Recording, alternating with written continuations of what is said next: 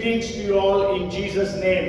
और प्रभु यीशु मसीह के नाम से आप सभी का अभिवादन करता हूँ। And we praise God for this day that we could gather in this fashion. और परमेश्वर का धन्यवाद करते हैं कि परमेश्वर की चाह प्रेम में हम सब इस हफ्ते में यहाँ मिल पा रहे For the हैं। past 2 Sundays we studied from Psalm 23. और पिछले 2 हफ्तों से हम भजन 23 में से अध्ययन कर रहे हैं। And today maybe I try to finish that psalm. और आज हम उस भजन को समाप्त करने का प्रयास But करेंगे। then there are so many things which are there hidden in that psalm. और बहुत सारी बातें हैं जो इस भजन के अंदर में छुपी हुई हैं। So go home and write down that psalm and declare that psalm in your life and for your family. और जब आप अपने घरों में जाते हैं इस भजन को आप लिख लें, अपने परिवार में, अपने व्यक्तिगत जीवन में इस भजन को आप पढ़ें, इसकी घोषणा करें। You when you write, the Lord is my shepherd, say the Lord is your name, Prabhakar's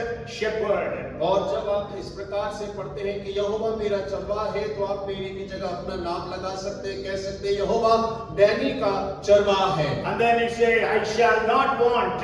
और वो आगे कहता है कि मुझे किसी वस्तु की घटी ना हो। So whatever wants you are having, और जो जरूरतें आपके जीवन के अंदर में है, you can write all those things. और आप उन सारी बातों की सूची बना सकते Lord, हैं। you are my shepherd, I want these things. और परमेश्वर आप मेरे चरवाहा हैं और मुझे इन बातों की आवश्यकता है। Because the sheep does not go and earn things, the shepherd gives everything to the sheep. और क्योंकि भेड़ अपने आप जाकर कमाई कर कर अपनी जरूरतों को पूरा नहीं करता है, लेकिन जो चरवाहा है वो उसकी भेड़ों की जरूरतों को पूरा करता है। And then it says he makes me lie down in green pastures. और अगला वो कहता है कि वो मुझे हरी हरी चराइयों में बैठाता है। So from the 1st January till today, whatever way God has blessed you, the green pastures, the blessings, the comforts, the luxuries, the things that God has given you and blessed you with, write down all those things and praise God for those things. और 1 जनवरी से लेकर अब तक परमेश्वर ने जो सारी आशीषें आपको दी है, जो सौरभ आपको दिया, नाम आपको दिया है, उन सारी बातों को आप लिखें और परमेश्वर को उन सारी बातों को याद करके परमेश्वर का धन्यवाद करें। And you lead me beside still waters. और मुझे सुखदाई जल के झरने के पास ले चलता है। Means God refreshes through taking us to still waters. और उसका अर्थ होता है कि परमेश्वर हमें एक स्थिर पानी के पास ले जाकर तरोताजा करता है। So in whatever way God has refreshed you, praise God for all those things. और परमेश्वर ने आपको जिन बातों से, जिन तरीकों से तरोताजा किया है, आप उन्हें याद करके परमेश्वर का धन्यवाद करें। Then He restores my soul. और वो कहता है कि वो मेरे जी में जी ले आता है। Maybe you are backslidden, but God has restored you back. So thank God for that. और हो सकता है कि आप परमेश्वर से पीछे चले गए होंगे, लेकिन परमेश्वर आपको दोबारा ले आया है, उस बात के लिए परमेश्वर का धन्यवाद करें। Maybe you are not yet saved, so you accepted the Lord. So thank God for that. और हो सकता है कि आपका उद्धार नहीं हुआ होगा, लेकिन आपने प्रभु को जाना, उसे ग्रहण कर लिया, आप उस बात के लिए परमेश्वर का धन्यवाद He करें। leads me in the paths of righteousness. और वो मुझे धार्मिकता के मार्ग में अगुवाई So करता in है। whatever way God has led you through this year, praise God for that. और परमेश्वर ने इस वर्ष में जिस प्रकार से, जिस मार्ग में आपकी अगुवाई करी है, आप उसको याद करें और उसका धन्यवाद करें। And then it says for your name's sake, for His name's sake. और उसी वाक्य में कहता है कि अपने नाम के निमित्त सुने अगुवाई So the किया। purpose for all these blessings is just for the glorification of the name of the Lord God. और वो सारी आशीषें जो उसने हमें दिया है, उसका एक ही कारण है, और वो कारण ये है कि वो अपने नाम के निमित्त हमें आशीषित करता है। Yeah, though I walk through the valley of shadow of death, और चाहे मैं घोर अंधकार से भरी हुई तराई से होकर as we चलूं। studied, it is testing. God tests us through different things. और जैसे हमने अध्ययन किया था कि ये परीक्षा का समय है, परमेश्वर हमें अलग अलग तरीकों से परीक्षा लेता है। Maybe you have gone through different tests during this year. Remember those things and see how God has delivered you. और हो सकता है कि इन वर्षों, इस वर्ष के अंदर में अलग अलग परीक्षाओं से आप होकर गुजरे होंगे, उन सब को याद करें और परमेश्वर का धन्यवाद The करें। psalmist says, I will fear no evil. और वो कहता है भजनकार कि मैं किसी हानि से ना डरूंगा। Though I walk through all these problems, I will fear no evil. और इन सारी समस्या समस्याओं से मैं गुजरूंगा, लेकिन फिर भी मैं किसी से डरूंगा नहीं, and you are with me. और क्योंकि तू मेरे साथ में रहता So है। remember how God has been with you all these years. और याद करिएगा कि इस वर्ष में या पिछले कई वर्षों से किस प्रकार परमेश्वर आपके साथ रहा और आपकी अगुवाई को किया Your है। rod and your staff, they comfort me. और तेरे सोटे और तेरी लाठी से मुझे शांति मिलती है। How God has comforted us, how God has given us peace and joy. और किस प्रकार परमेश्वर ने हमें सहारा दिया, किस प्रकार हमें आनंद और शांति प्रदान किया And है। then it says, you prepare for me a table in the presence of my enemies. और आगे कहता है कि तू मेरे लिए मेरे शत्रुओं के सामने एक मेज को तैयार करता है, That is victory. और उसका अर्थ होता है विजय। And then we see in what all ways God has given you victories and God has spread a table for you. और हमने इस बातों को देखा किस प्रकार परमेश्वर ने कौन कौन सी जय आपके जीवन में आपको दिलाया है, और किस प्रकार परमेश्वर ने आपके सामने एक मेज को बिछाया है। So we have studied till this point.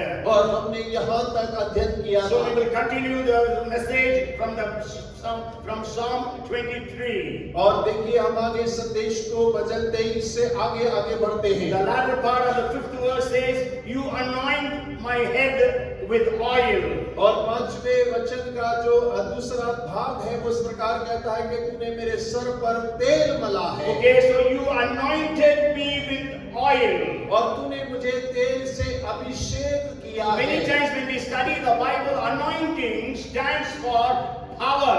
और देखिए कई बार जब हम बाइबल का अध्ययन करते हैं तो उसमें इस बात को पाते हैं अभिषेक का अर्थ होता है सामर्थ्य से। Because Bible says anointing breaks every yoke. और बाइबल इस प्रकार कहती है कि अभिषेक सारे जुओं को तोड़ डालता है। Anointing of the Holy Spirit gives us the power. और पवित्र आत्मा का अभिषेक हमें सामर्थ्य प्रदान करता है। And the Hebrew word for that anointing is masak. और देखिए उसका इब्रानी शब्द जो है वो मसाक करके इस्तेमाल किया गया In है। Hindi also we use that word.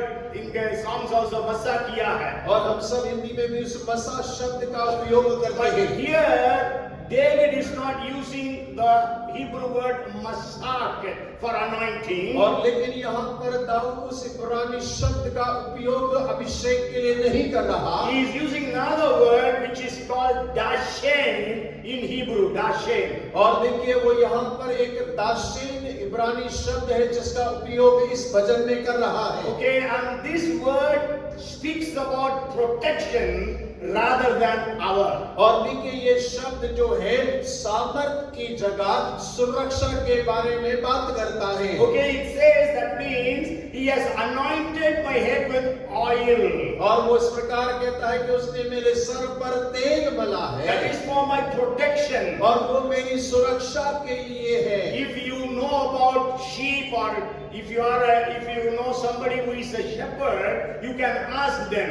और यदि आप किसी भेड़ के बारे में या कोई चरवा है उसके बारे में जानते हैं तो आप उनसे इस बात को पूछ सकते हैं। Actually, usually the sheep have two different kinds of enemies or two different kinds of sicknesses that attack them. और देखिए जो भेड़ होती है उसके दो अलग प्रकार के शत्रु या रोग होते हैं जिससे उसे लड़ना होता है। One is called nasal flies, और एक जो नेजल फ्लाई कहते हैं, and second one is called scab.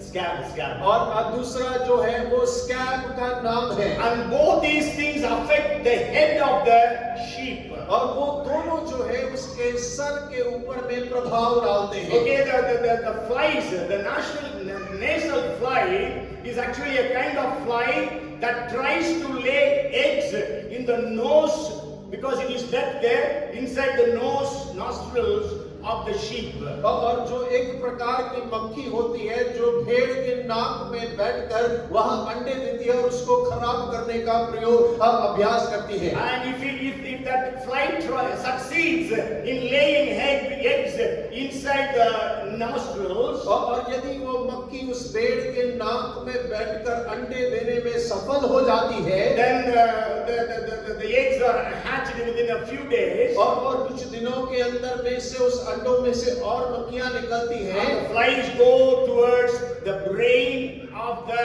sheep. और वो मक्खियां जो है उस भेड़ के दिमाग की ओर बढ़ने लग जाती So हैं। the sheep becomes very restless, और जो भेड़ है वो बेचैन हो जाती है, and because of the headache, it tries to hit her head, hit his head or head on a rock or on a tree or something hard substance, and it hurts the head. और उसको sir दर्द होने लगता है, जिसकी वजह से भेड़ जो है अपने सर को या चट्टान से या किसी भी मजबूत चीज से मारने लग जाती है, And gets hurt in that, injured in that. और वो उसको मारने के वजह से उसे घायल हो जाती है, चोटिल हो जाती है। And even it says sometimes it is so harsh that the sheep tries to come in, kill itself, means falls from a cliff or something like that, wants to die. और कई बार इस प्रकार से कहा जाता है कि उसका दर्द और तकलीफ इतना ज्यादा बढ़ जाती है कि भेड़ अपने आप को समाप्त करने के लिए चट्टान से या ऊंचाई से वहां से गिरकर मरने का प्रयास करती है। During the time of the nasal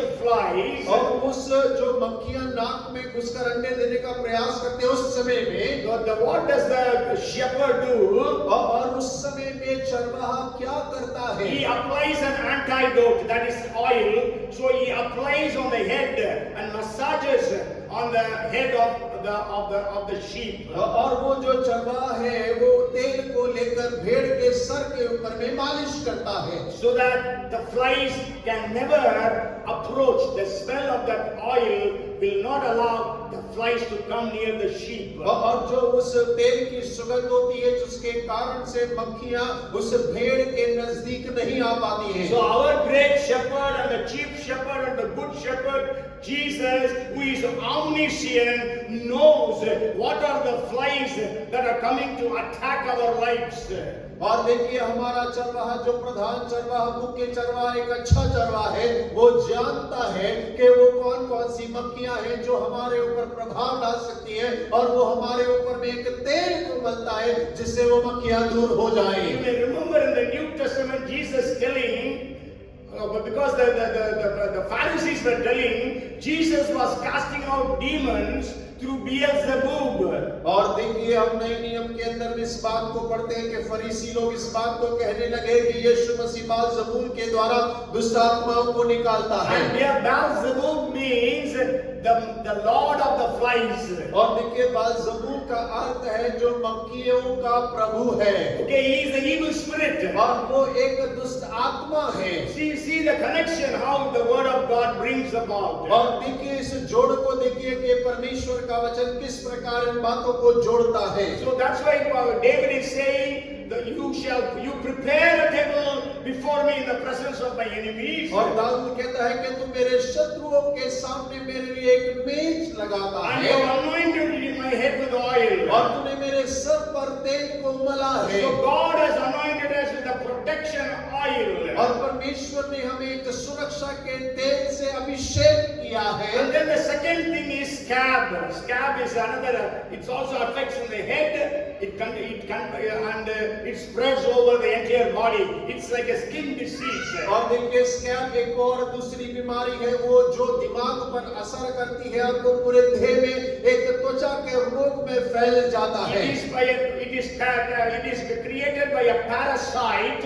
और ये एक पैरासाइट के द्वारा उत्पन्न होता And है, it is very contagious. और ये बहुत ज्यादा फैलने वाली बीमारी होती If है। one sheep is attacked by this scab, the entire flock, even they are thousands in number, everyone will be infected within a short period of time, maybe few days. और हो सकता है कि यदि एक भेड़ को भी हो जाए तो इतना फैलने में क्षमता होती है, चाहे हजारों भेड़ क्यों ना हो, कुछ ही दिनों के अंदर में सारी भेड़ों को ये रोग लग जाएगा। And you know the sheep, they to express their love, affection, friendship, they used to two sheep will hit one another's head like this. और देखिए जब भेड़ आपस में अपने प्रेम को, भाईचारे को व्यक्त करते हैं तो वो आपस में एक दूसरे से सर लड़ाते हैं। And so when the oil is anointed oil applied, then that scab cannot pass on to the other sheep. और जब भेड़ के सर पर तेल लगा हुआ होता है तो जो त्वचा रोग है वो एक भेड़ से दूसरी भेड़ में स्थानांतरित नहीं हो पाता है। This scab is such a terrible disease. If a sheep is infected because of this, they lose the entire wool.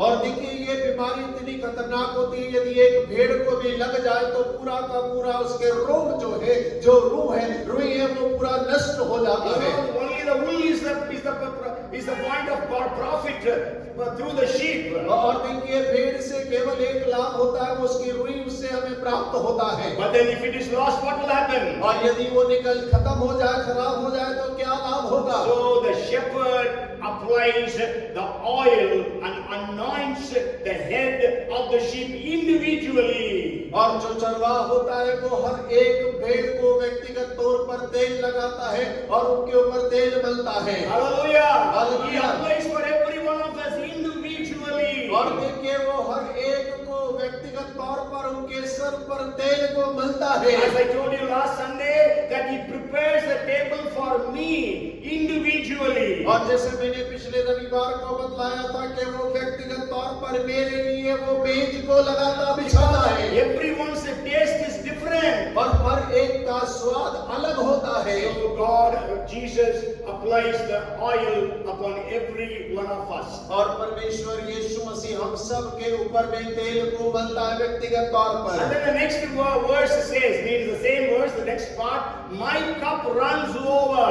और उसका अंतिम पंक्ति लाइन इस प्रकार कहता है कि मेरा कटोरा उमड़ रहा है। Okay, he's saying my cup is running over. और मेरा कटोरा उमड़ रहा है Because of the table that God has prepared. और उस मेज के कारण जो परमेश्वर ने मेरे सामने लगाया है, Because of the anointing oil that has protected me from all these evil things. और उस तेल के कारण जो अभिषेक का तेल मेरे ऊपर लगाया गया So है, जो my- मुझे सुरक्षा देता So है, my cup is running over. और मेरा कटोरा उमड़ रहा है। So this is speaking about abundance. और ये एक बहुतायत के बारे में बात करता है। Abundance. God wants to bless us abundantly. और बहुतायत के बारे में परमेश्वर हमें बहुतायत से आशीष करना I was चाहता है। searching the scriptures for abundance. और जब मैं बहुतायत के बारे में वचनों को खोज रहा था, And I want to tell you there are at least 7 areas where God wants to bless you and me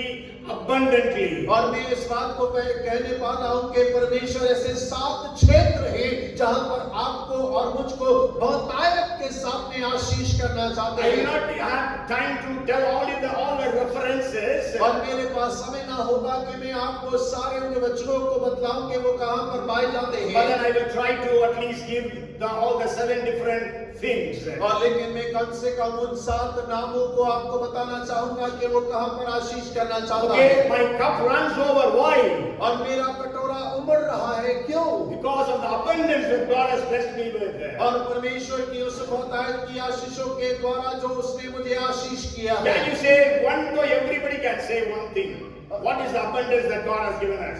One abundance. और देखिए एक बहुतायत जो हम में से हर एक जन कह सकता है, आप जानते हैं वो कौन सी बहुतायत है?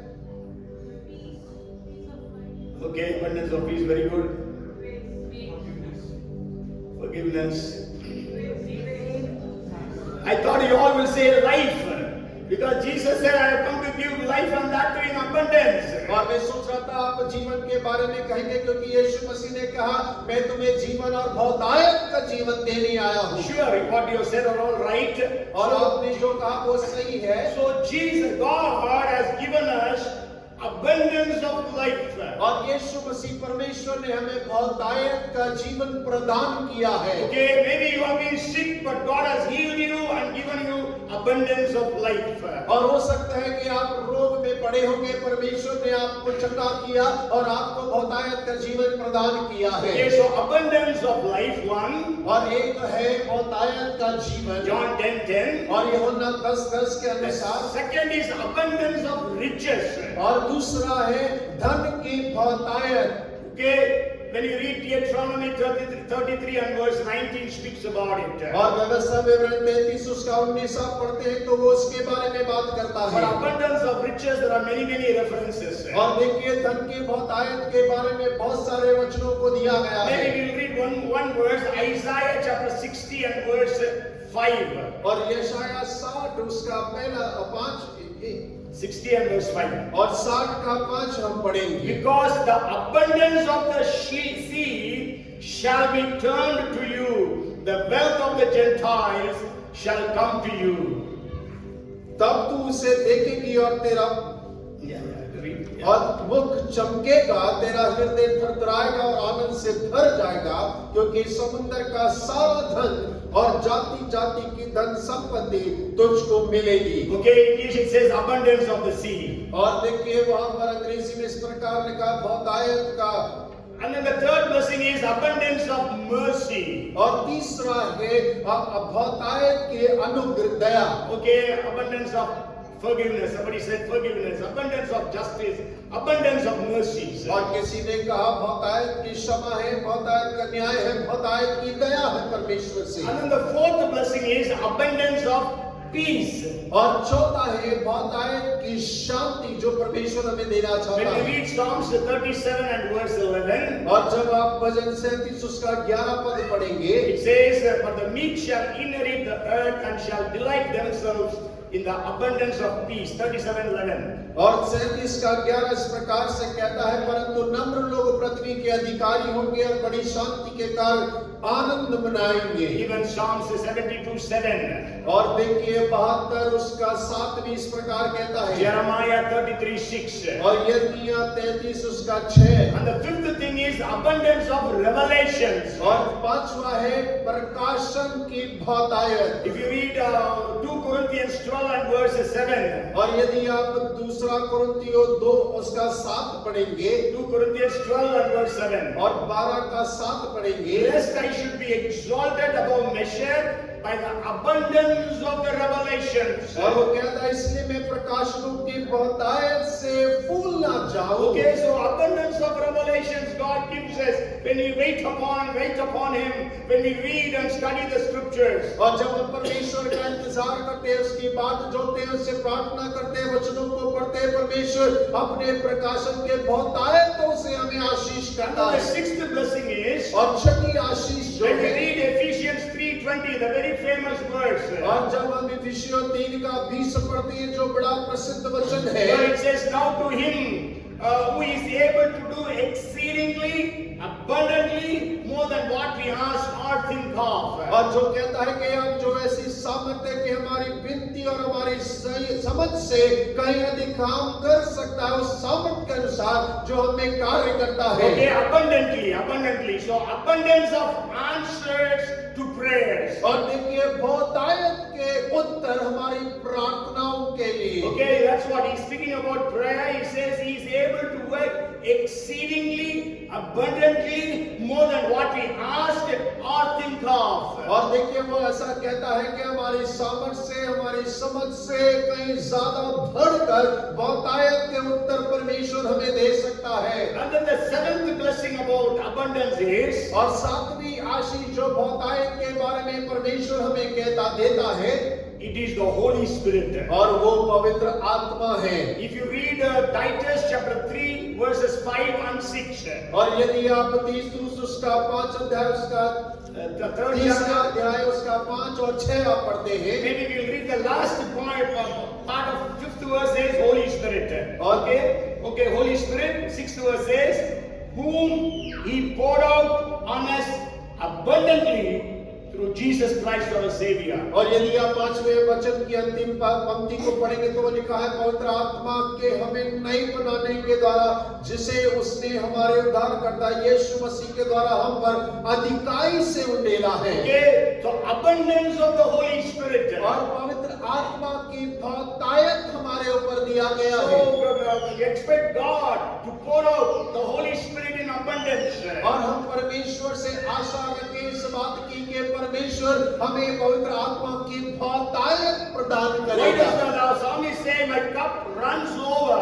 और क्यों भजनकार इस प्रकार कह रहा है कि मेरा कटोरा उमड़ रहा है? Because of these 7 abundance that God has promised. और देखिए ये 7 वो आशीषें हैं जो बहुतायत की परमेश्वर ने हमसे वायदा किया है। Hallelujah! Praise the hallelujah. Lord. How God gives you, He gives you abundantly. और परमेश्वर आपको कैसे देता है? परमेश्वर आपको बहुतायत के साथ में उपलब्ध कराता Yes, है। the Lord is my shepherd, I shall not want. और परमेश्वर मेरा चरवाहा है, मुझे कुछ घटी ना Because होगी। He gives me abundantly. और क्योंकि वो मुझे बहुतायत के साथ प्रदान करता What है। is the thing thing you are in need of. और वो कौन सी आवश्यकता है जो आपकी आवश्यक He जरूरत wants है। to give you abundance of life. और परमेश्वर आपको बहुतायत का जीवन देना He चाहता wants to है, give you abundance of forgiveness. और वो आपको बहुतायत का क्षमा देना He चाहता है, wants to give you abundance of riches.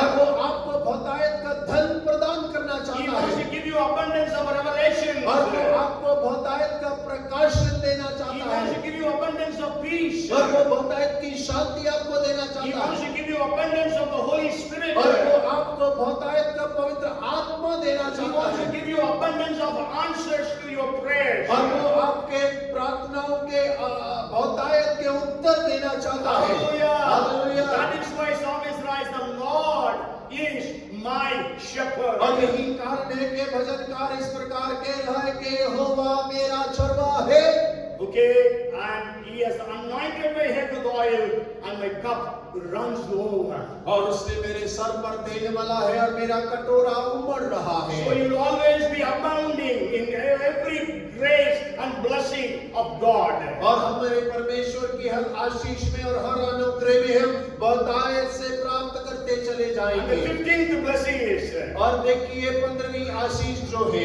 okay, I told you about 17 blessings, so 15th is in the last verse, 6th verse, where it says, surely goodness and mercy shall follow me all the days of my life. और जो छठा वचन कहता है, निश्चय भलाई और करुणा जीवन में मेरे साथ साथ बनी रहेगी। Okay, so this actually means blessings. और इसका अर्थ होता है आशीषें। Okay, and we can divide this verse into so many parts like surely. इस वचन को हम कई सारे भागों में बांट सकते हैं। जैसा पहला भाग होता है निश्चय, Okay, sure. So there is no doubt about it. और इसमें कोई संदेह शक नहीं है। Okay, it is definite. Certainty is there. और देखिए वहां पर निश्चय है, ऐसा होगा ही, ये पक्का है। Hallelujah. Hallelujah. Be sure, surely goodness and mercy will follow us. और आप निश्चित हो जाइए, निश्चय भलाई और करुणा जीवन भर सदा साथ साथ बना रहेगा। Sure, there is no doubt about it. और देखिए निश्चय, इसमें कोई संदेह नहीं है। And then it says goodness. और उसके बाद वो कहता है भलाई। Goodness means receiving those blessings which we don't deserve.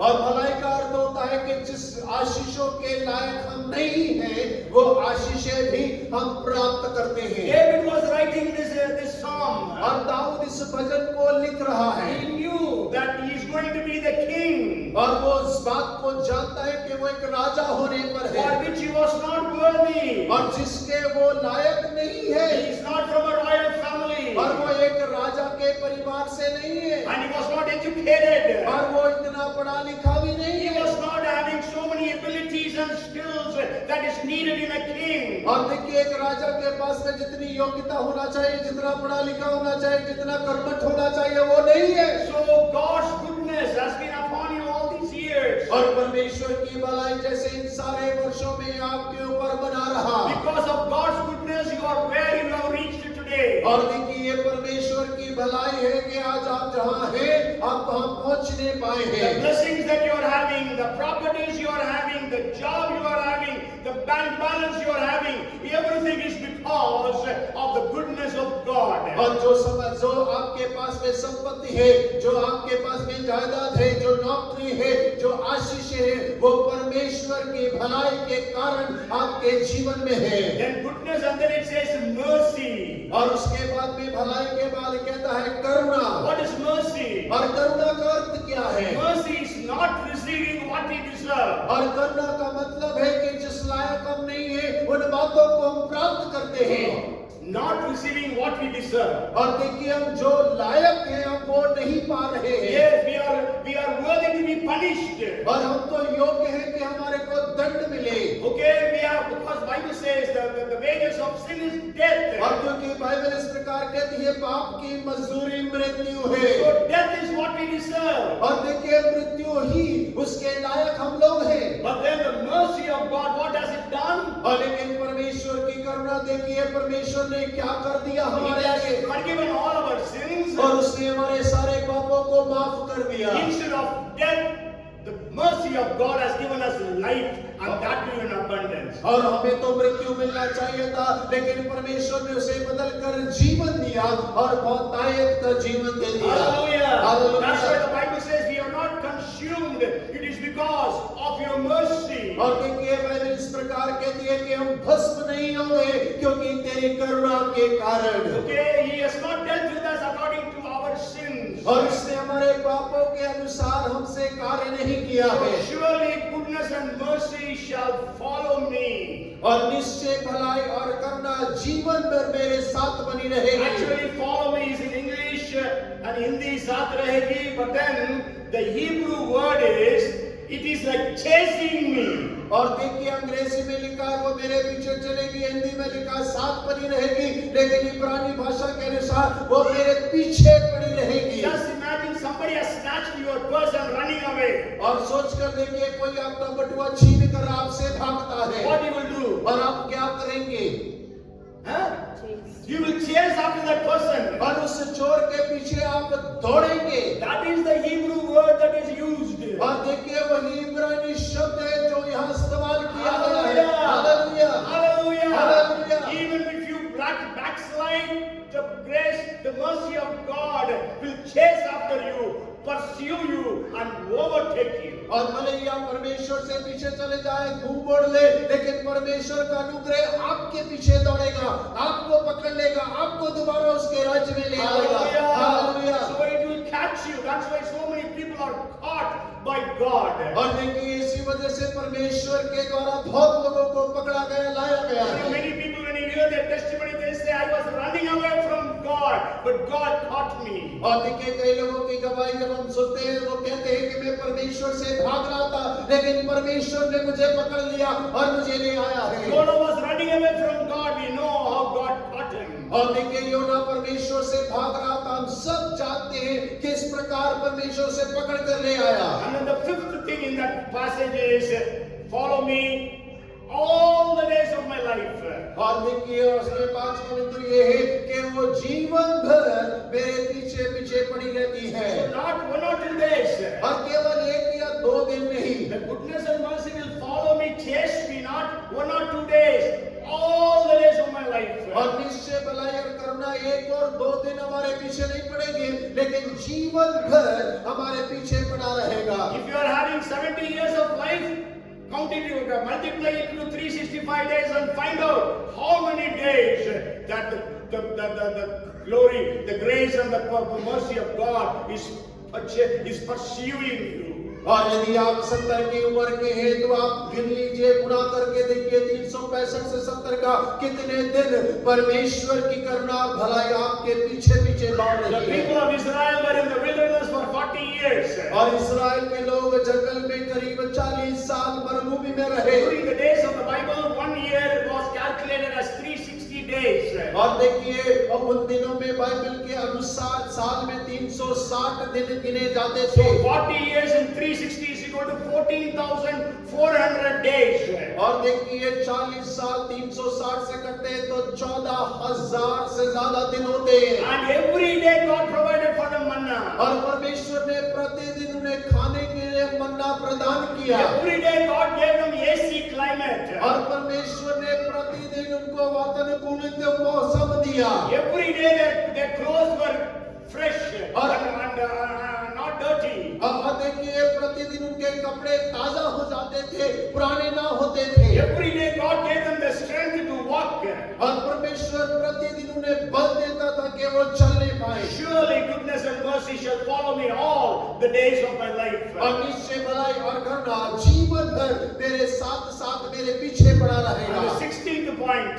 और 16वां बिंदु जो है, I will dwell in the house of the Lord. और मैं यहोवा के धाम में वास करूंगा। So that is security or guarantee. और वो एक सुरक्षा है, एक गारंटी है। Okay, so that means God will take you to heaven.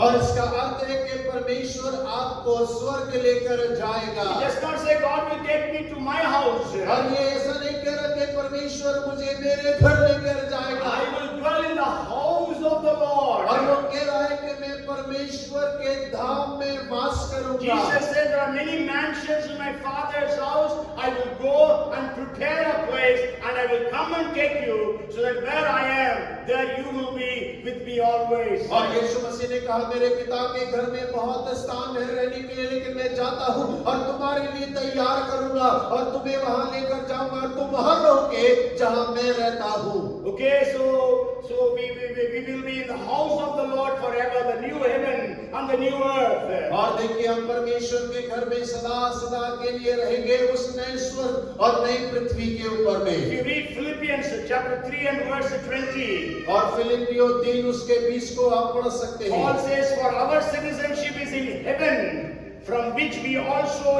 eagerly wait for the Savior, the Lord Jesus Christ.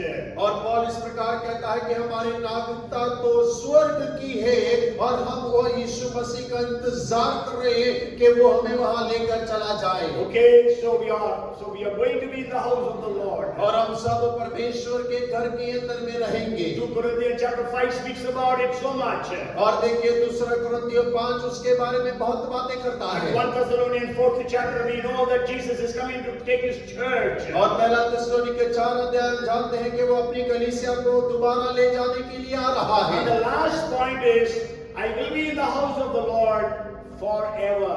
और अंतिम बिंदु है कि मैं सर्वदा यहोवा के धाम में वास करूंगा। That is eternity.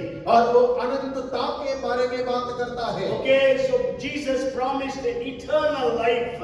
और यीशु मसीह ने हमें अनंत जीवन का वायदा किया We है। know the very famous verse, John 3:16, for God so loved the world that he gave his only begotten Son, that whoever believes in him shall not perish, but shall have everlasting life. और देखिए, हम सब यूहन्ना 3:16 के वचन को बहुत अच्छे से जानते हैं कि परमेश्वर ने जगत से ऐसा प्रेम किया कि उसने अपने इकलौते बेटे को दे दिया, ताकि जो कोई इस पर विश्वास करे वो नाश न हो परंतु अनंत जीवन को पाए। We know the Bible speaks so much about eternal life. और आप जानते हैं कि बाइबल जो अनंत जीवन के बारे में बहुत सारी बातों को करता है। Read the 22nd chapter of Revelation, 21 and 22 of Revelation. और प्रकाशित वाक्य उसका 21 और 22वें अध्याय को आप पढ़िएगा। See about the eternal life that we are going to have with God in heaven. और आप उस अनंत जीवन को देखें जो यीशु मसीह के साथ में, परमेश्वर के साथ में हम स्वर्ग में बिताने वाले हैं। So David wrote this psalm, as I told you. The best point we can say is when he was in the situation of 1 Samuel chapter 30 and verse 6. और देखिए, दाऊद इस भजन को तब लिखता है जब वो दूसरे सामुएल 30 उसके 6 और 7वें पद के अंदर में जिस परिस्थिति में फंसा है उस समय पर लिख रहा है। 1 Samuel chapter 30 and verse 6. और पहला सामुएल उसका 30 उसके 6वें वचन में। Okay, so he encouraged himself in the Lord. और उसने अपने आप को परमेश्वर में प्रोत्साहित किया By declaring this psalm upon his life. और इस भजन को अपने जीवन के ऊपर में घोषणा करने So के द्वारा। today you go home and declare this psalm upon you, upon your family. और आप जब अपने घर जाते हैं, आप इस भजन को अपने ऊपर में, अपने परिवार के ऊपर में घोषणा करें। Maybe when time comes, I will take about, when he's saying God is my shepherd, that means David is acknowledging that he is the sheep. और देखिए, जब दाऊद इस बात को कहता है कि यहोवा मेरा चरवाहा है, तो वो इस बात को पहचान रहा है कि मैं उसकी भेड़ हूँ। So as a sheep, what are we expected to do? That I will share sometime next year. और अगले साल अगर परमेश्वर मौका दे तो एक भेड़ होने के नाते हमारे व्यवहार क्या क्या होने चाहिए उसके बारे में मैं आपके साथ में बांटूंगा। Because we are in the Christmas period. और अभी हम क्रिसमस के समय में हैं। So next 2 Sundays we will hear Christmas messages. और देखिए, अगले 2 रविवार जो है हम क्रिसमस के संदेशों को And सुनेंगे। then you will enter into the new year, the 3rd Sunday. और उसके बाद तीसरा रविवार जो है वो हम नए वर्ष के अंदर में प्रवेश So करेंगे। go home and meditate upon this psalm. और आप जब घर जाएं तो इस भजन के ऊपर भी आप मनन I करें। have not shared with you so many things from that psalm. और देखिए उस भजन में से मैंने बहुत सारी बातों को आपके साथ में साझा नहीं किया Let the है। Holy Spirit give you such revelations और हो के पवित्र आत्मा आपको और प्रकाशनों को प्रदान करे and claim the promises of God in this psalm. और आप इस भजन के अंदर जो वायदे हैं उसको अपने जीवन के अंदर में घोषणा This करें। is the only psalm or only chapter in the Bible which you can declare and confess for your own selves. और देखिए ये केवल पूरे भजन के अंदर एक ऐसा पद अध्याय है जो आप अपने जीवन के अंदर अंगीकार कर सकते हैं और घोषणा कर सकते हैं। So may the Lord bless us through these 3 messages. और हो के परमेश्वर इन 3 संदेशों के द्वारा हम सभी को आशीष If they. you have not watch it on the YouTube. और यदि आपने नहीं सुना नहीं देखा तो आप YouTube पे से सुन सकते I हैं। remember all those 17 different points I gave. और वो सारा 17 बिंदु जो मैंने आपको दिया आप उन्हें याद And a करिएगा। lot of sub points that I have given you as well. और उसके साथ साथ और कई सारे बिंदुओं मैंने आपको बताए हैं। So come, let us pray. और आइए हम मिलकर प्रार्थना करें। Maybe we all will declare this psalm, repeat this psalm. और होके हम सब इस भजन की घोषणा करें। You इस take भजन your को आप Bible, दोहराएं। maybe Hindi, whatever language you are having, read it aloud. और आपके पास में जिस भाषा की बाइबल आपके पास में है आप उसको उसी भाषा में आप पढ़ सकते हैं और घोषणा कर सकते So let हैं। us all say, the Lord is my shepherd. और आइए हम सब इस बात की घोषणा करें यहोवा मेरा चरवाहा है I shall not want. और मुझे कुछ घटी ना होगी। He shall make me lie down in green pastures. और वह मुझे हरी हरी चराइयों में बैठाता है He leads me beside still waters. और मुझे सुखदाई जल के झरनों के पास ले चलता है। बोलिए, सुखदाई जल के झरनों के पास ये चलता है। He restores my soul. और वह मेरे जी में जीने आता है। जी में जी ले आता है। He leads me in the paths of righteousness. और धर्म के मार्ग में वह अपने नाम के निमित्त मेरी अगुवाई करता है।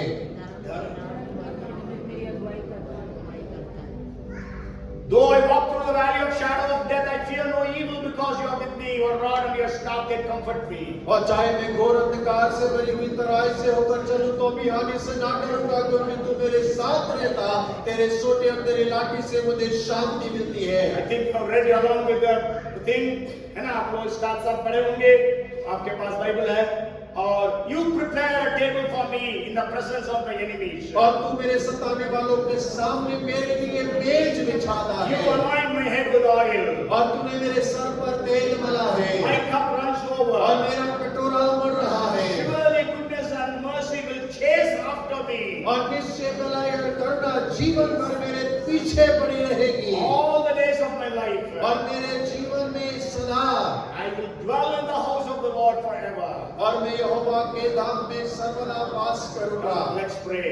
और आइए हम प्रार्थना Father, we are करें। so grateful to you for this great, wonderful Psalm 23. और परमेश्वर हम आपका धन्यवाद करते हैं इस महान भजन 23 के लिए। And every blessing be our portion and our inheritance, even from this day onwards. और परमेश्वर हर एक आशीष हर एक भाग आज के दिन से हमारा भाग होने पाए। In the name of Jesus. और यीशु मसीह के नाम में Prepare a table for us in the presence of our enemies. और हमारे शत्रुओं के सताने वालों के सामने आप हमारे लिए मेज को लगाएं। Anoint us with the oil. और अपने तेल से हमें अभिषेक कर। Let our cup runs over. Let the cup run over.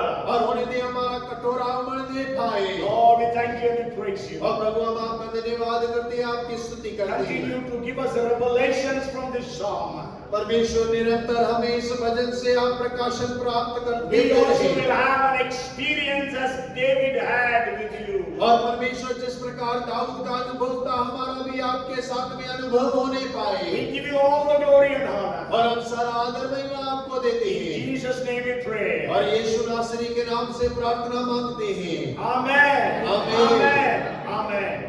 Now may the grace of our Lord Jesus Christ, the love of our Heavenly Father, and the fellowship and anointing of the Holy Spirit, our Comforter, be with us all, now and forevermore. Amen. Amen. Bolo Prabhu Yeshu Masih ki. Bolo